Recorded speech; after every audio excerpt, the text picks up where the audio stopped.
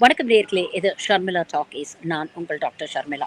Shooting ஸ்பாட்லேருந்து பேசுகிறேன். இருந்தாலும் இதை உடனே உங்களோட ஷேர் பண்ணிக்கணும்னு தோணுச்சு.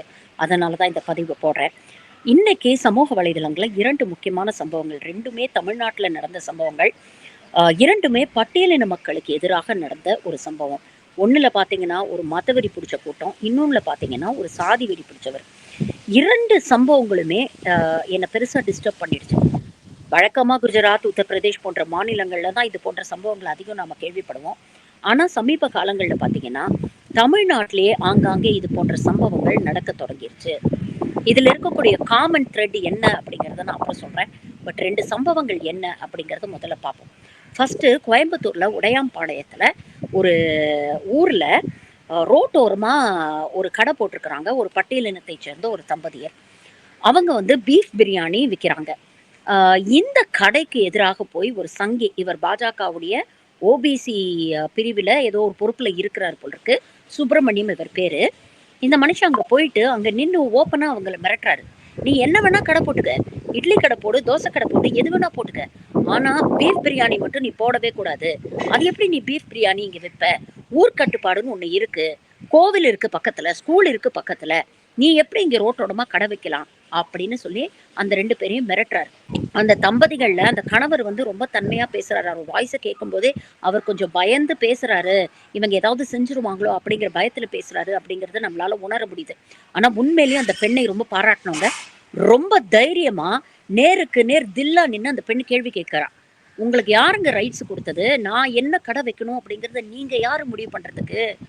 உங்களை வலுக்கட்டாயமா இங்க வந்து பீஃப் பிரியாணி சாப்பிடுங்கன்னு நாங்க என்ன பிடிச்சி இழுத்துட்டு வந்து உட்கார வச்சு சாப்பாடு போட்டோமா? உங்க வேலை என்னமோ அதை பார்த்துட்டு போங்க. எங்க பர்மிஷன் வாங்கணுமோ அந்த மாதிரி முறைப்படி பர்மிஷன் வாங்கி தான் நாங்க இங்க வந்து கடை போட்டிருக்கிறோம். நீங்க யார் எங்களை கேள்வி கேட்கறதுக்கு அப்படின்னு தைரியமா கேட்டாங்க அந்த பெண். அதுக்கப்புறம் பாத்தீங்கன்னா சோசியல் மீடியால நிறைய பேர் அந்த பெண்ணுக்கு ஆதரவாக அந்த பெண்ணை பாராட்டியும் அந்த பாஜக பிரமுகரை விமர்சனம் பண்ணியும் நிறைய பதிவுகள் வந்து போட ஆரம்பிச்சாங்க. பொதுவா உணவு, உடை, நம்பிக்கை இதெல்லாம் வந்து தனி மனித விருப்பு வெறுப்பு சார்ந்த, தனி மனித உரிமை சார்ந்த விஷயங்கள். அப்படிப்பட்ட விஷயங்கள்ல எப்படி ஒருத்தர் வந்து இப்படி வற்புறுத்த முடியும் அப்படின்னு கேட்டு விமர்சனம் பண்ணி கண்டித்து நிறைய பதிவுகளை பார்க்க முடிஞ்சது. இதைத் தொடர்ந்து இந்த நபர் சுப்பிரமணியம் அப்படிங்கிறவரை சில தொலைக்காட்சி சேனல்கள் போய் பேட்டி எடுக்கிறாங்க. அந்த பேட்டியில அவர் வந்து என்ன சொல்றாரு, நான் வந்து அவங்கள பிசினஸ் பண்ண வேண்டாம்னு ஒன்றும் சொல்லலையே, பாவம் ஏதோ கஷ்டப்படுறாங்க, பிசினஸ் பண்ணிட்டு போட்டோம், பொழைச்சிக்கிட்டு போட்டோம், பீஃப் பிரியாணி விற்காதீங்க அப்படிங்கறத மட்டும் தானே சொன்னேன். அதை மட்டும் தானே நான் சொன்னேன். அதுக்கே இவ்வளவு பெரிய பிரச்சனை பண்றீங்க? பக்கத்துல கோவில் இருக்கு, பக்கத்துல ஸ்கூல் இருக்கு, இங்க வாசல்ல தள்ளு வண்டியில வச்சு பீஃப் பிரியாணி வித்தா ஊர் கட்டுப்பாடுன்னு ஒண்ணு இருக்குல்ல. ஊர்ல நாங்கெல்லாம் சேர்ந்து ஒரு முடிவு எடுத்திருக்கணும்ல, அது எல்லாத்துக்கும் கட்டுப்படணும்ல அப்படின்னு கேக்குறார். நமக்கு கேட்க வேண்டியது 2 கேள்விதான். அந்த அம்மா அந்த வீடியோல தெளிவா சொல்றாங்க. பக்கத்திலேயே மீன் கடை வச்சிருக்கிறாங்க, சிக்கன் கடை வச்சிருக்கிறாங்க. அதெல்லாம் கேள்வி கேட்காம குறிப்பா எங்களை வந்து எதுக்கு டார்கெட் பண்றீங்க அப்படிங்கிற ஒரு கேள்வியை கேட்டாங்க. அதற்கு இந்த மனுஷகிட்ட பதில் இல்ல. சட்டம் ஒழுங்கை பத்தி நீங்க கவலைப்படுறவங்களா இருந்தா நீங்க என்ன பண்ணணும்? அது என்ன, மற்ற தள்ளுவண்டி கடைகள் இருக்கும்போது ஒரு தள்ளுவண்டி கடை மட்டும் டார்கெட் பண்றது? அப்போ உங்களுடைய நோக்கம் சட்ட ஒழுங்கு கிடையாது. உங்களுடைய நோக்கம் தள்ளுவண்டி கடைகளே இருக்கக்கூடாதுங்கிறதும் கிடையாது. உங்களுடைய நோக்கம் பீஃப் பிரியாணி விற்கக்கூடாது. ஏன்னா அது உங்க மனசை புண்படுத்துது. மற்றவங்க என்ன சாப்பிட விரும்புவாங்க, மற்றவங்களோட விருப்பு வெறுப்பு என்ன, அதை பத்தி எல்லாம் உங்களுக்கு கவலை கிடையாது. நீங்க நினைச்சது நடக்கணும் அப்படிங்கிறதுக்காக வெளியில நின்று மிரட்டுறீங்க. உண்மையிலேயே சட்டம் ஒழுங்கை பத்தி கவலைப்படக்கூடிய மனுஷனா இருந்தா என்ன பண்ணிருக்கணும்? பர்மிஷன் வாங்காத சட்டவிரோதமா கடை போட்டிருக்கிறாங்க அப்படிங்கிற பட்சத்துல நீங்க எங்க கம்ப்ளைண்ட் பண்ணமோ அங்க போய் கம்ப்ளைண்ட் பண்ணிருக்கணும். போலீஸ் ஸ்டேஷன்ல போய் கம்ப்ளைண்ட் கொடுங்க, இல்லைன்னா கலெக்டர் ஆபீஸ்ல போய் மனு கொடுங்க. அதை விட்டுட்டு என்ன நேர்ல வந்து மிரட்டுறது? அதுவும் அங்க நின்னுட்டு வேற யாருக்கும் ஒருத்தருக்கு போன் வேற போடுறாரு. அதெல்லாம் அப்படியே அந்த வீடியோல ரெக்கார்ட் ஆயிருக்கு. நீங்க யாரு சார் மிரட்டுறதுக்கு? இது இப்படின்னா திருச்சியில ஸ்ரீரங்கத்துல ஒரு சாதி வெறி பிடிச்ச நாயின்னு சொல்லி நாயை கேவலப்படுத்தக்கூடாது. ஏன்னா அந்த 5 அறிவு ஜென்மத்துக்கு இருக்கக்கூடிய மனிதாபிமானம் கூட இந்த மிருகங்களுக்கு கிடையாது. வயசான மனுஷங்க 75 வயசாகுது, எனக்கு சரி சமமா நீ வேட்டி கட்டுவியான்னு கேட்டு இந்த குடிகார கமனாட்டி கையில அருவாளை எடுத்துக்கிட்டு அந்த ஆளை வெட்ட வர்றாரு. ஒரு வயசான மனுஷங்கிற கூட பார்க்காம, அந்த வயசுக்கு மரியாதை கொடுக்காம இப்ப என்ன பிரச்சனை உனக்கு?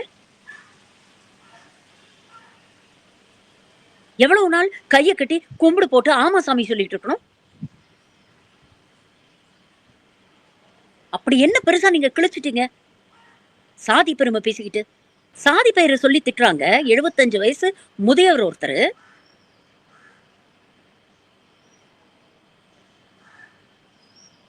உண்மையிலேயே தமிழ்நாட்டுல இது போன்ற சம்பவங்கள் சமீப காலமா அதிகரிக்குது அப்படின்னு நினைக்கும்போது வருத்தமா இருக்கு. உடனே எதிர்க்கட்சிகள்லாம் கிளம்பிடுவாங்க. சட்டம் ஒழுங்கு சரியில்ல, சட்டம் ஒழுங்கு சரியில்லன்னு. சட்டம் ஒழுங்கு சரியில்ல இல்ல. முதல்ல இங்க இருக்கக்கூடிய மனுஷங்களோட மனசுல இது போன்ற விஷ கருத்துக்களை இங்க தொடர்ந்து விதைச்சுக்கிட்டு இருக்காங்க. இப்படி இருக்கல ஒரு காலத்துல தமிழ்நாடு. எல்லாரையும் மனுஷனாதான் பார்த்துக்கிட்டு இருந்தோம். எல்லாருக்கும் மதிப்பு கொடுத்துட்டு இருந்தோம். யாருடைய தனி மனித சுதந்திரத்துல யாரும் தலையிடாம தான் இருந்தோம். ஆனா சமீப காலமாக இது போன்ற மதவெறி பிடிச்ச கும்பலும், சாதி வெறி பிடிச்ச கும்பலும் இது போன்ற சம்பவங்கள்ல ஈடுபட்டு இருக்கிறாங்க. என்ன பெரிய சாதி பெருமை?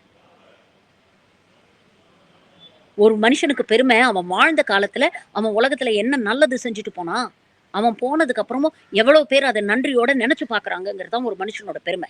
அதெல்லாம் விட்டுட்டு எந்த நல்லதும் செய்ய துப்பில்லாதவங்க தான் இந்த வெட்டி சாதி பெருமை பேசிட்டு தெரிவாங்க.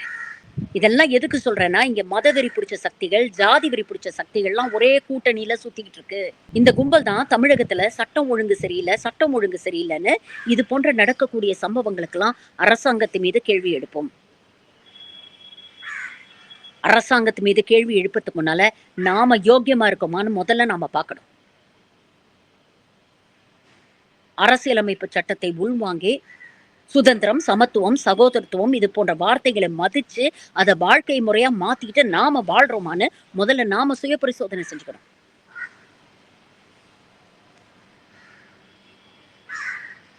சமூகம் சரியா இருந்தா சிஸ்டம் சரியா இருக்கும். சிஸ்டம் சரியா இருந்தா அரசாங்கம் ஆட்டோமேட்டிக்கா சரியா நடக்கும். இது போன்ற சமூக விரோத சக்திகள் மீது கடுமையான நடவடிக்கை எடுக்கணும். நான் ஆரம்பத்துல சொன்னேன்ல, இந்த 2 இன்சிடென்ட்லயும் ஒரு காமன் ஃபேக்டர் இருக்கு. அது என்ன அப்படிங்கறத அப்புறம் சொல்றேன்னு. 2 காணொளிகளையும் பாருங்க. இந்த 2 நபர்களும் சொல்லக்கூடிய காமனான விஷயம் என்ன தெரியுமா? யார்கிட்ட வேணா போய் கம்ப்ளைண்ட் பண்ணு, என்ன வேணா சொல்லு, யார் என்ன பண்ணிடுறாங்கன்னு நாங்களும் பார்த்துடுறோம். 10% ஓட் இல்லாத போதே இந்த கழிசடைங்கள்லாம் இவ்வளவு துள்ளுதுன்னா, பாஜக போன்ற ஒரு கட்சி தமிழ்நாட்டுல ஆட்சி அமைச்சதுன்னா தமிழ்நாடோட நிலைமை என்னவா இருக்கும் யோசிச்சு பாருங்க. இதுக்குதான் சொல்றோம், பாசிசத்தை தமிழ்நாட்டுல வளர விடக்கூடாது அப்படின்னு. இதெல்லாம் புரியாத சில தற்குறிகள் பாசிசம், பாயாசம்னு பஞ்சு டயலாக் விட்டுட்டு இருப்பாங்க. ஆனா இதெல்லாம் எதிர்த்து கேள்வி கேட்கவோ இல்ல இது மாதிரி சம்பவங்களுக்காக பேசவோ அவங்களுக்கு குரல் வராது. வாயை முடிக்கிட்டு வேடிக்கை பார்த்துட்டு இருப்பாங்க.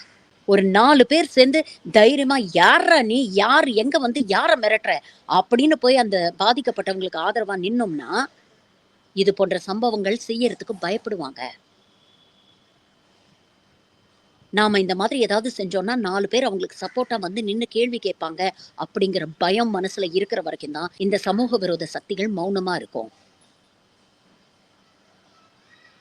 இல்லைன்னா இது போன்ற சம்பவங்கள் தொடர்ந்து நடக்கும்.